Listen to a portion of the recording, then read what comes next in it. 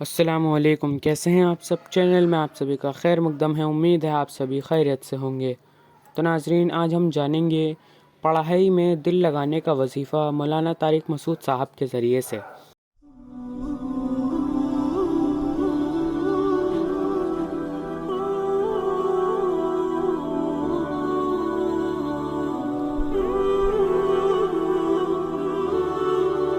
مفتی سے پڑھائی میں دل لگانے کے لیے کوئی وظیفہ بتا دیں۔ پڑھائی میں دل لگانے کا وظیفہ یہ ہے، میز کرسی لے کے بیٹھو، دروازے پہ کنڈی لگاؤ اور کرسی لے کے بیٹھو، یا زمین پہ بیٹھ جاؤ یا بستر پہ بیٹھ جاؤ، کتابیں رکھو، قریب کی نظر کمزور ہے تو چشمہ لگا لو، اس کے بعد بیٹھ کے پڑھنا شروع کر دو۔ یہاں تک کا پروسیس مشکل ہے، اس کے بعد بہت آسان ہے۔ یاد رکھو، کسی بھی کام کو شروع کرنا مشکل ہوتا ہے، کنٹینیو کرنا مشکل نہیں ہوتا۔ تو یہاں تک کر لیا کرو۔ ایک ٹائم رکھ لو، یار صبح 7 بجے میں نے اسٹڈی کرنی ہے، یہ شام اتنے بجے۔ تو مشکل ہوگی، دوست آئیں گے، کوئی جلیبی کھا رہا ہے، کوئی لڈو کھا رہا ہے، کوئی گٹکا کھا رہا ہے، آپ کہو گے ادھر بیٹھ جاؤ، ادھر بیٹھ جاؤ، یہ کر لو، وہ کر لو، سب کو لات مار کے آپ بولو بس میں ایک دفعہ بیٹھ جاؤں۔ بیٹھنا کسی کام کے لیے بہت مشکل ہوتا ہے، ایک دفعہ شروع کر دیا نا، اس کو کنٹینیو کرنا۔ دیکھو نماز کی مثال ہے، نماز کے لیے آنا کتنا مشکل ہے، آگے جب نیت باندھ کے کھڑے ہو گئے پتہ ہی نہیں چلتا کب سلام پھیر لیا۔ تو جس کام کو مشکل سمجھ رہے تھے وہ آسان ہے، اور جس کو آسان سمجھ رہے تھے اصل میں وہ مشکل ہے۔ اسٹارٹنگ کو آسان سمجھ رہے تھے وہ مشکل ہے، کام مشکل تھوڑی ہوتا ہے کوئی بھی۔ جتنے بھی پڑھائی لکھائی والے لوگ ہیں جنہوں نے بڑے بڑے کتابیں لکھ دی اور بہت دنیا میں آگے نکل گئے، وہ ان کا بیسک اصول ہی یہی ہے، کام شروع کر دو ایک دفعہ، دل خود بخود لگنا شروع ہو جائے گا۔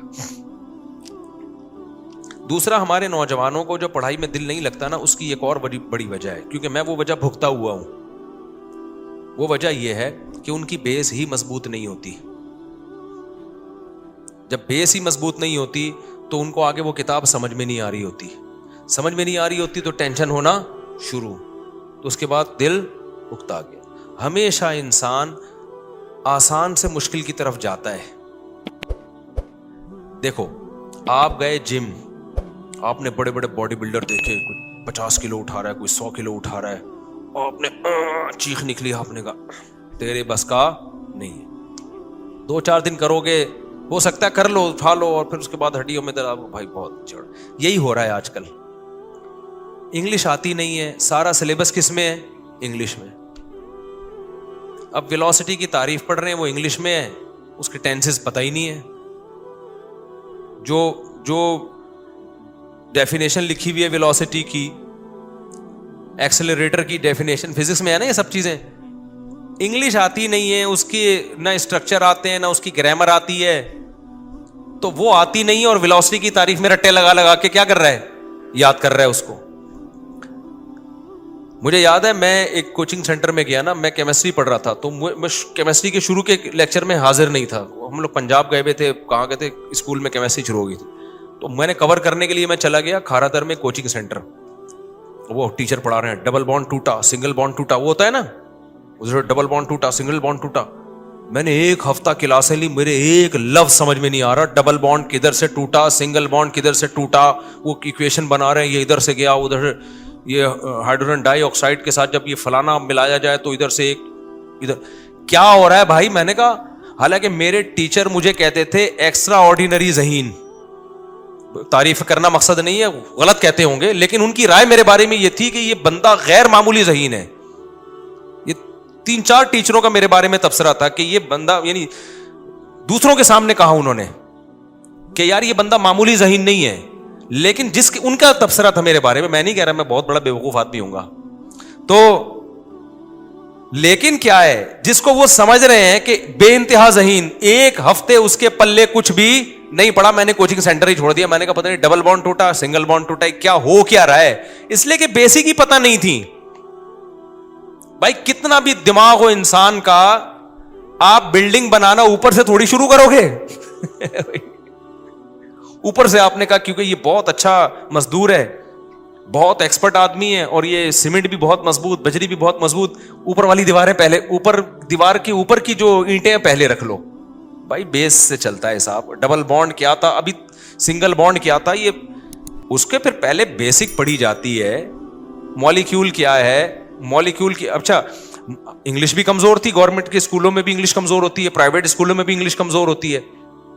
अब क्या हुआ, मुझे याद है मॉलिक्यूल जो था ना उसकी डेफिनेशन हमारे टीचर ने इंग्लिश में पढ़ाई, मेरे ऊपर से गुजर गई। हालांकि मुझे पढ़ने का बहुत शौक था, वैसे मैं बड़ा शरारती था, लेकिन लॉजिक की चीजें मुझे बड़ी मजे की लगती थी।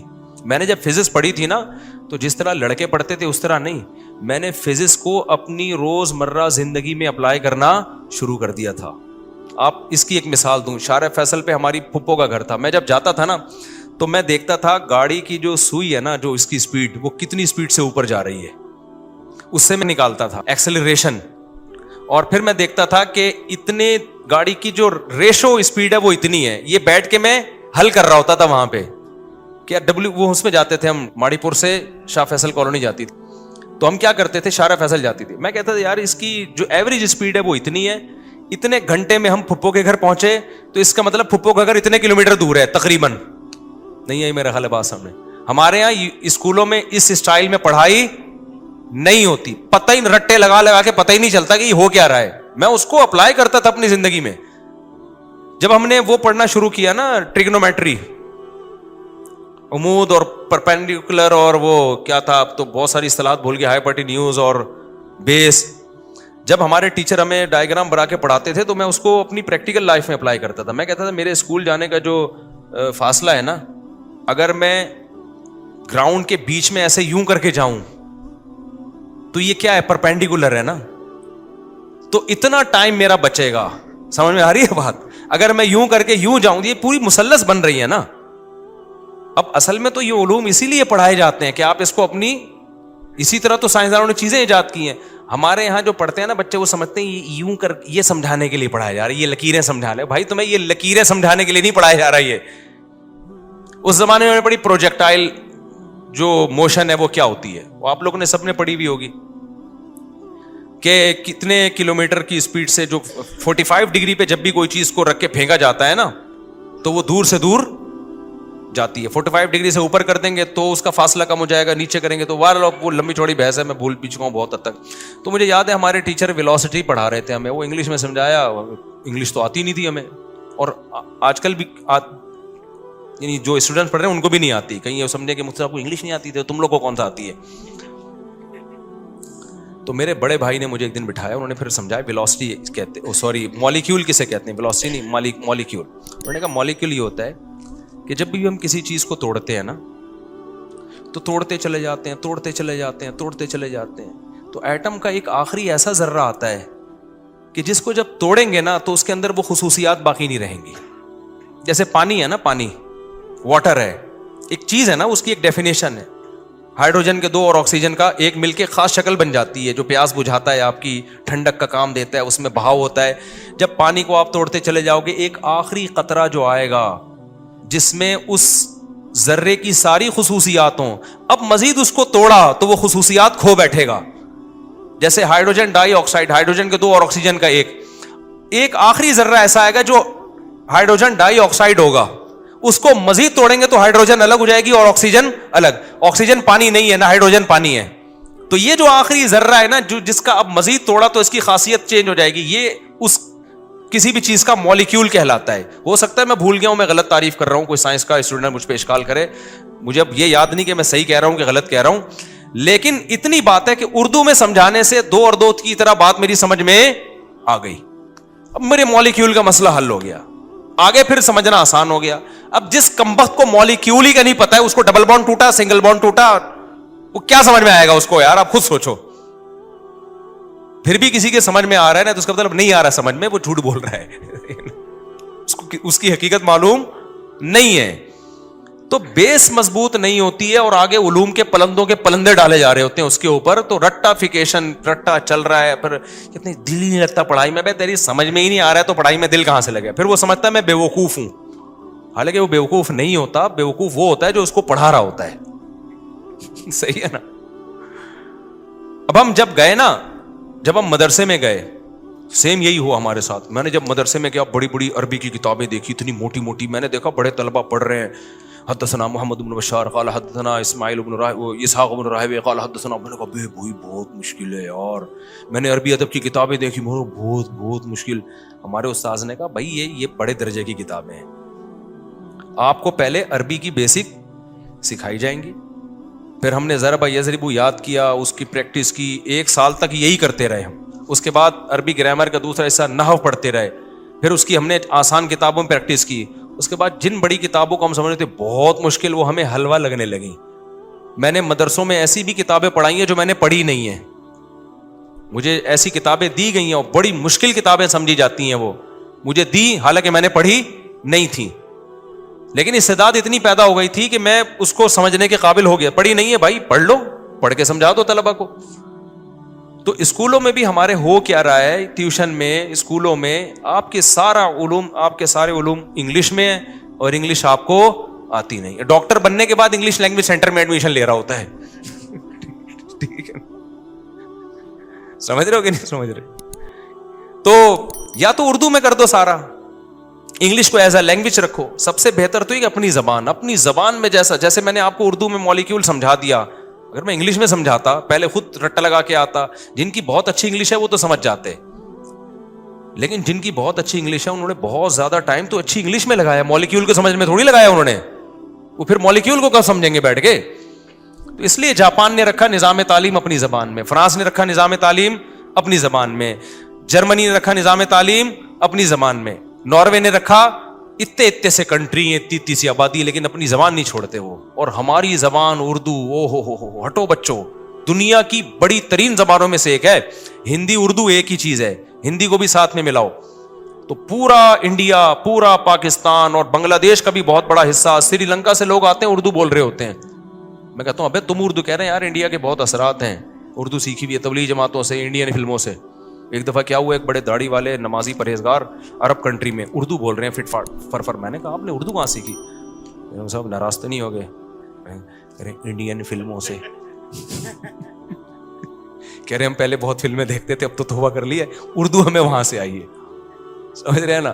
تو چاہے فلموں سے ہو یا تبلیغی جماعت سے ہو یا مدارس سے ہو, اردو بہت پھیلی ہوئی زبان ہے, اتنی بڑی زبان, 1 ارب انسانوں کی زبان ہے. 1 ارب تو چھوٹی زبان ہے, اور چائنا بھی 1 ارب انسانوں کی ہے, لیکن ایک جگہ سمٹے ہوئے ہیں.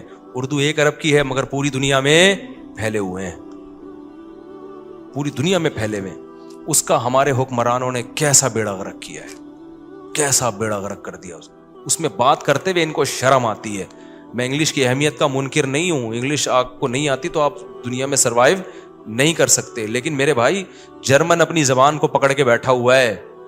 اردو سے بڑی زبان نہیں ہے جرمنی کی, اور اتنا ادب بھی نہیں ہے جیسا اردو میں ہے, اتنی خاندانی بھی نہیں ہے جیسی اردو ہے. ناروے تو بہت ہی چھوٹا سا ملک ہے, اپنی زبان کو پکڑ کے بیٹھا ہوا ہے.